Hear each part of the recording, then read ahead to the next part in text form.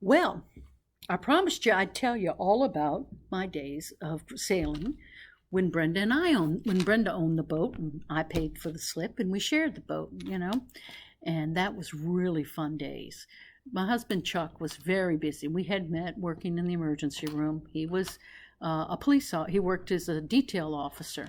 And so he happened to work the same schedule I did, and that's how we got to know each other. Well, as it turned out, he also had his one-man heating and air conditioning business. So there were lots of times when Brenda and I could go out on the boat together. And Chuck and I used to take Chuck out on the boat, and he got quite fond of sailing too. He was into fishing. He's a fisherman before that. But he was okay with sailing and learning to sail with me. And plus I could take Michael on the boat.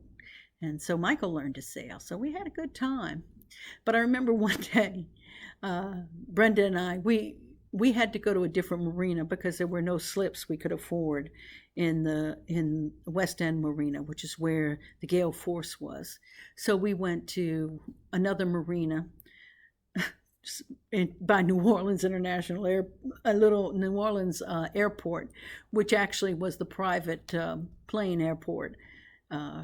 For people with private planes and everything. It used to be the major airport in New Orleans, but they had built a new one 30 years before. And this was now just really for private planes and stuff. But there was another marina that had just been built, and the slips were more affordable. So we sailed there. And I can remember some wonderful, wonderful experiences sailing that sailboat. One day, Brenda and I were out, and this sailboat, she had what's called a weekender, and I guess it was about 16 feet, 15, 16 feet. And so, which means it had a little bunk cabin, it had a little chemical toilet, which is like one of those little camper toilets, and with the liquid chemicals in it.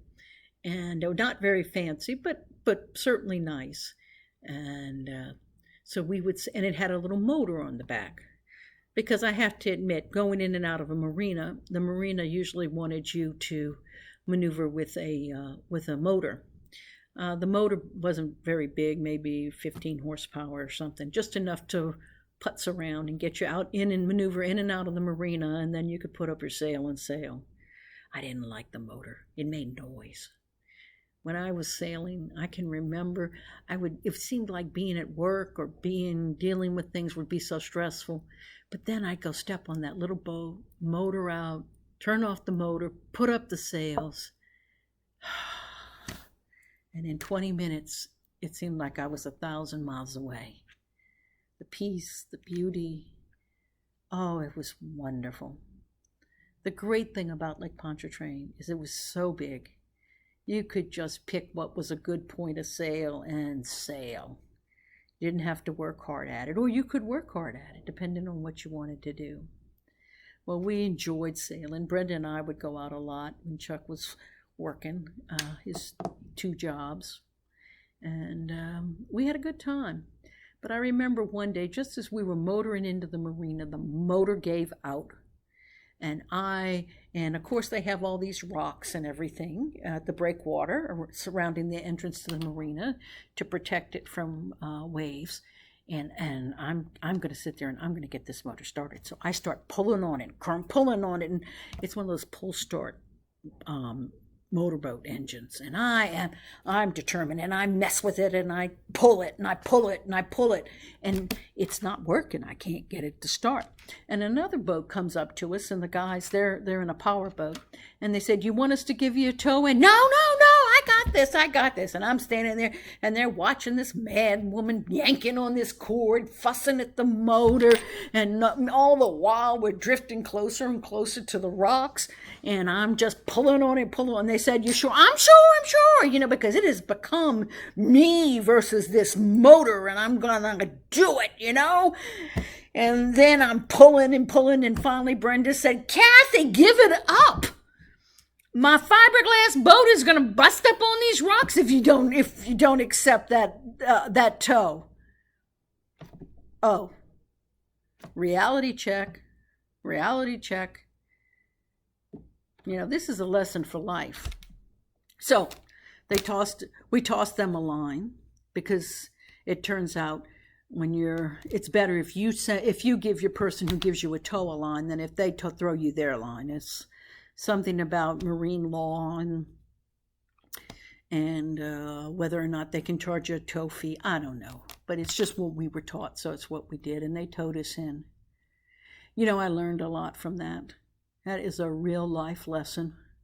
I was so focused on beating this motor, on me, Kathy, getting this motor started, that it become this, I'd lost sight of what I was trying to do. What I was trying to do was get the boat in safely.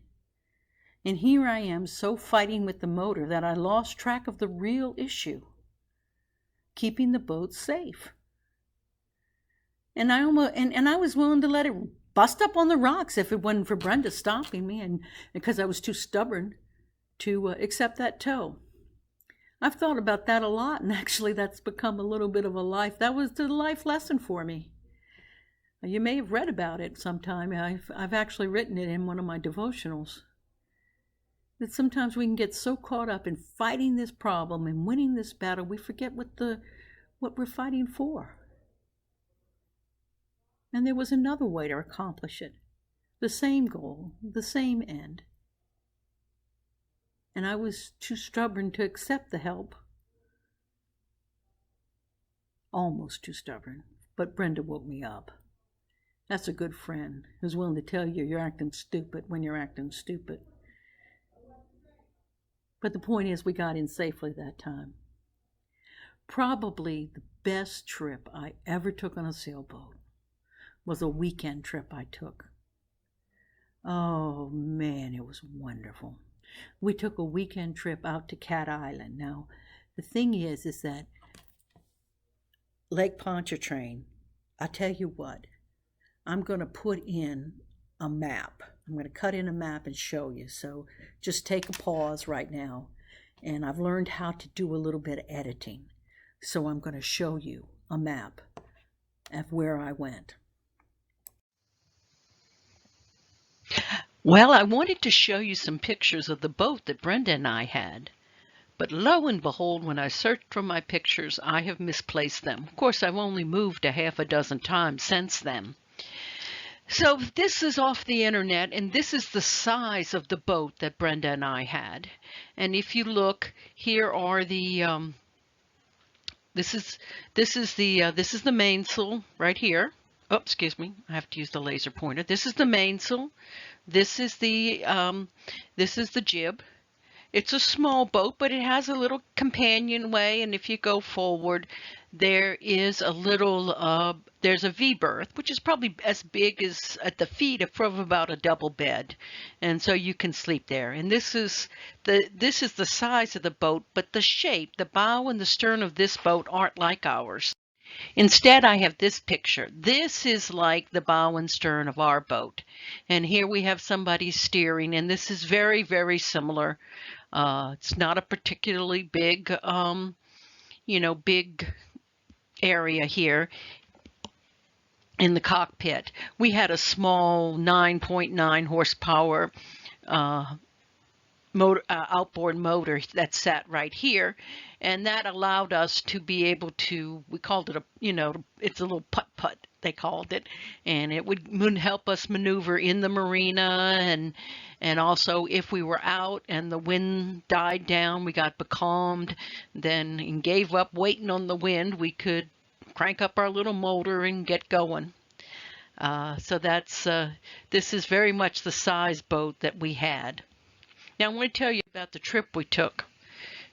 Just for general information, this little dot right here represents my house in Belle Chase, where I was born and raised. And as you can see, this is the Mississippi River right here. The Mississippi River was right at our backyard. Now, if you come down from New Orleans here on the Mississippi River, you go around and around and around. That's about 20 miles. But we, of course, would just drive straight across, and it's only about 12 to 15 miles. And this is where the marina is, where we kept the boat. Well, that day we sailed out. We went through, this represents the interstate, I-10, and it's a twin span, but there's also another ground level. There's another ground level a bridge that crosses right there that you have to get to open for you. And then you sail across through here. And then this area right here, if you see that's like a channel there, that's called the Rigolets. Rigolets is a French word for trench or gutter. And I guess that's what it looked like to them, but you have to sail through there, and that was a little more challenging to sail through a channel than it is just to be out on a huge open lake. See how wonderful Lake Pontchartrain is? It's a huge open lake, sail in any direction. But this time we had a plan in mind, because the problem is the water here in Lake Pontchartrain, it's brackish, it's salt water, fresh water, it's murky. But when you go through here to the Rigolets, then all of a sudden you're out in this very clear blue, blue-green water, really. And we sailed out past these islands, and right here too, this is our destination. It's Cat Island. And I don't know if you can see it on this map, but right there, there's a nice little protected anchorage. And that's where a lot of boats went. And that's where we were headed for this 4th of July weekend. So we started out early in the morning for this 3-day weekend. It was quite wonderful. It was over the 4th of July. And we were sailing out, as I said, to Cat Island. And as we started out across the lake, we were headed for the causeway. And no, we were headed for the bridges over I-10. And as we got there, on our way, we hit this tremendous thunderstorm, and there was rain and there was wind, and we had to reef the sails, and it was quite a thrilling, and it was quite a challenging sail. But by the time we reached the bridges, the weather, we'd gotten through the storm, things were better, and for the first time, I went ahead and blew for a bridge to open for my sailboat to go through, which was kind of fun. I got one of those you have one of those air horns, and you give it a certain number of blasts, and that lets the bridge tender know you'd like the bridge open. And then you kind of sail back and forth, and he opens the bridge, and under it you sail. And we had to go through a couple of bridges as we crossed that section, and that was kind of fun. Now, when we got to the railroad bridge is a little different. The railroad bridge always stays open, except when the trains come in. Then they close it. Well, I had blown for the bridge to stay open, and I started heading in, and as we headed in toward it, all of a sudden the bridge begins to close. Well, we had to veer off and go around, but it was pretty hard because we had to make a really sharp tack in order to veer off and not hit the bridge. So we just had to sail back and forth and wait. And when the train was past, the thing opened. I think the bridge tender didn't see us. We're not that large of a sailboat. This is only a 15-foot weekender after all. So we went ahead and we sailed, and then from that was where we were into Lake Bourne. And from Lake Bourne, because you sail from Lake Pontchartrain to Lake Bourne, and then you sail through the Rigolets. Now the Rigolets is basically marshland, but there's a channel there. And that takes, when you're sailing in a channel, you're going to do a lot of back and forth and back and forth and back and forth tacking. Well, we finally got out to the Gulf of Mexico.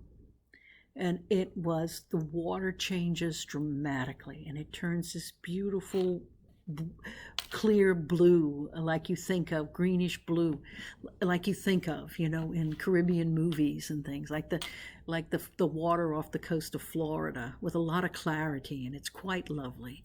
And it was really, really terrific. We sailed along now on an easy breeze, and I remember sitting there in the back of the boat, in the cockpit they call it, and I had the tiller in my hand, the wooden stick that steers it, and we sat low in the water because it's a small boat. And then I look in the wake, and here are dolphins. Dolphins are playing in my wake, in the wake of the boat. So I held my hand out, and the dolphin came up under my hand and let me pet him. It was wonderful. It was so exciting. It really was. And I could feel his sort of, if you've ever felt a dolphin, they have this smooth but kind of a little bit of rubbery feel to their skin. It was so nice. we saw so many things. I learned how to read nautical charts, and it's amazing. One of the ways to navigate is the fact the buoys, you may not realize that all those buoys that make noises out there, it's all on a map that says, well, this buoy blinks this many times, and this buoy has, makes noise like four sounds, and then a pause, and then three sounds, and all these things that I never knew anything about. And it was just to experience nature in a whole different way. And here we are having a whole breadth of nature experience. I mean, we went from a storm to we went through a challenging storm. We went through a bridge. We went through some simple sailing. We then had to tack back and forth through a narrow channel. We went to, and then we have this relaxing afternoon sail as we're headed out to Cat Island where the dolphins come, and then we got to. It was nighttime by the time we got to Cat Island. Cat Island was a really popular place for sailboats because it had a large protected harbor right behind the island, and it was like this big semicircle like I showed you on the map. And as we began to sail in there, I had to stand. We were motoring, and I had to stand in order to see. I was standing on the cockpit seat, and I want to see over the mast, and I want to see. So as we motor into this little protected cove or bay in order to anchor, find a good place to anchor. And all of a sudden, here it is dark. It's dark, and all of a sudden, boom, boom, boom, I get hit by something wet and hard, and all of a sudden, zing, zing, zing, zing, zing. We have sailed into a school of flying fish. I didn't know they could jump that high, but they did.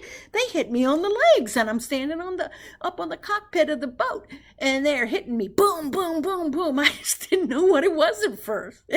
Screamed, and of course it was 10 o'clock at night, and many of the sailboats they didn't some lights came on as people tried to see what was going on, but we finally figured out what it was, and we sailed on and we anchored, and we spent a wonderful night that night. In the morning we went ashore and we walked Cat Island. It's one of those barrier islands with beautiful white sand, and like the sand you get in Florida. You just don't get, I mean, I have to admit, sand in the Atlantic is kind of, on Atlantic beaches are kind of brown and gold, more of a gold color. But the sand you have on the barrier islands and on the coast of Florida is called sugar sand, and it is lovely. It really is lovely.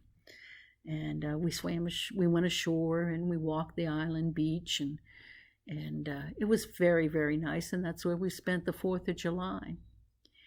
And then that night, we decided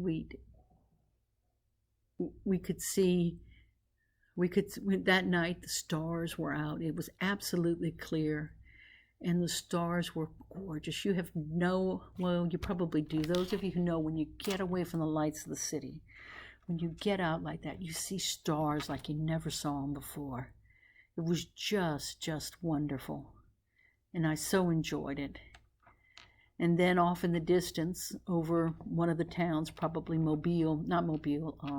Biloxi, over Biloxi, they had fireworks, and we could see the fireworks. They didn't come more than this far off the horizon from our perspective, but yet you could see it off in the distance, and it was quite a nice show, sitting there on the back of the boat, watching the fireworks. It was really, really special. And we set sail, and we decided we would sail to another little island that would be sort of only a couple of hours on our way back, and we'd anchor out there and spend and sleep, and then continue on the next day. And as we set sail, and we sailed out of Cat Island Marina, and we sailed for about it, because we weren't sleepy, for about an hour or so. We had the most beautiful trail of glowing plankton, I guess it was, behind us, but you could see this trail, It was absolutely lovely, glowing there behind in the wake of our little boat. Couldn't see it, of course, unless it was dark. It was just wonderful. One of my favorite stories about phosphorescent algae that I enjoyed so much, watching in the wake of my sailboat that night, the first time I'd ever actually seen it. And it was really wonderful because you could dip your hand down and move it in the water and you'd see the algae light up behind you. It was wonderful. It was actually something that Jim Lovell, I saw Tom Hanks perform it in a movie, but it really happened to Jim Lovell. It was Apollo 13. And maybe you saw this clip. It was really inspiring. He talks about how he was flying a night mission. This isn't in space, but this was included in the movie Apollo 13. It was shown as a clip he'd had when he was interviewed when he was back before he went up on that Apollo 13 mission. If there was ever a time he had to deal with an emergency when he was flying, and he talked about how he was in combat conditions, and so the way that his fighter could get back to the ship was by homing beacon, but the homing beacon was beat jammed or wasn't working because someone else was using that frequency and blocking him, and he was actually being led in the wrong direction. And he knew, he looked down at the big black ocean, he didn't see anything down there, and he was thinking he might have to ditch. And what happened was his lights, he turned on the cockpit light to see if he could find where he was looking on a map, and everything shorted out. No lights at all in the cockpit. And now he thinks I'm really in trouble. I don't know where I am. I have no way to find my ship, my aircraft carrier, so I can land. And I don't know what to do. And now all my electronics have shorted out. But he said then he looked down at the ocean again and he saw a green trail. Well, of course, it was that same phosphorescent algae that I was talking about. And he realized it was the wake of a big ship had stirred up the algae. And he could see this green carpet heading off in the distance. And he followed it. And he realized that if the light had been on in his cockpit, he never would have seen that faint glow. It wouldn't have been dark enough for him to see that faint glow of the algae below him. They now looked like a green carpet, leading him safely home. Jim Lovell, apparently said that you just never know what it's going to take to get you home in that interview. But I really look at it as God often uses the wonders of nature to accomplish the most marvelous things if we'll just pay attention. Well, the rest of the sail back home was wonderful. And that had to be the best sailing adventures, the best single trip on a sailboat that I ever had. To think I experienced so much beauty and so much nature and so much unexpected surprises like flying fish. Who knew? That would slap me in the legs in the middle of the night, jumping over the boat. I didn't know they could do that. I'm still not sure, but that's what we figured it was. What else could jump up and hit us like that? And it was zoom, zoom, zoom, zoom, zoom all over the place. And even along the way back home, we got becalmed and there was no air at all. There was no breeze at all. So what do you do in that case? You put the swim ladder down and you go for a swim. And I put on my face mask and I snorkeled and saw some wonderful things then too. No, that was the best single trip I ever took sailing. And actually, I wouldn't take that many more, because it was about 6 months later that why did I stop sailing, you may ask, if I loved it so much? Well, I woke up one night, I'd gone to bed at about 11:30, and I woke up about 30 minutes later, and I'm grabbing the bed because I had a dream and everything was spinning, and when I opened my eyes, everything was still spinning. And I'm thinking, of course, I don't want, well, I already confessed, I suppose, that I had, there used to be drinking days, but remember when the room would spin, when you'd be so drunk the room would spin? Well, maybe none of you were, but I promise you, I had been drunk that way a couple of times, and this is what it felt like. And I thought, oh my gosh. And all of a sudden I was sick to my stomach. So I got up out of the bed, and when I tried to walk, it was like my house, the floor of my house was like the heaving deck of a ship, and it was going, and I crashed into the dresser, and then I crashed into the wall, and then I crashed into the wall, and then I crashed into a doorway, and finally I got on the ground. I'm sick to my stomach. I know I'm going to throw up. I'm dizzy. I don't get it. There's all this spinning, and the floor is heaving, and I crawl on my hands and feet to the bathroom, and I hug the toilet, and as you know, and I just retched and retched and retched. And I finally got to the phone, and I called somebody from work who came to get me. And it turned out I had a case of labyrinthitis, a really bad case of labyrinthitis. They gave me that wonderful Antivert, which didn't help that much, which helped some. And I was out of work for 3 or 4 days, because what that is, it's a virus that attacks the inner ear where your center of balance is. And it can give you all these, impulses that you interpret as spinning or the floor heaving or that kind of thing. And it can cause a lot of nausea. So it can really be an issue. So anyway, I got better, good enough to work, but I stayed dizzy on one point for over 3 months. And finally, an ENT doctor gave me something, actually just a little small dose, 2 milligrams of Valium, and poof, I was cured after I took a week's worth of Valium. Now, at that time, it was fairly radical. Now, if you get labyrinthitis, they routinely give you the Antivert and the Valium, pretty much. At least that's the way it was when I stopped working until I retired from nursing in December. And unfortunately, what it left me with was acute seasickness. I tried to sail several times after that, and every time I would get so seasick, I would just be throwing up left and right. I had to give it up. It was time to move on to the next thing, and I did. Life is like that.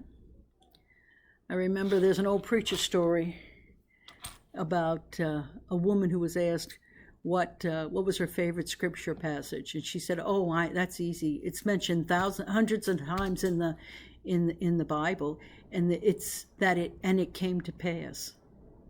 And the preacher said, well, that's an unusual favorite passage. And she said, no, but it explains everything. The good, the bad things, they're not going to last forever. They came to pass, and they'll pass. And the good things, well, they're not going to last forever either. So cherish them and enjoy them and thank God for them, because they came to pass too. My time of sailing came, and I enjoyed it thoroughly, and then it passed. But it's given me some great memories, gave me some stories, taught me a lot about myself, taught me a little bit about life. So I hope you've enjoyed hearing it, and until next time, God bless you.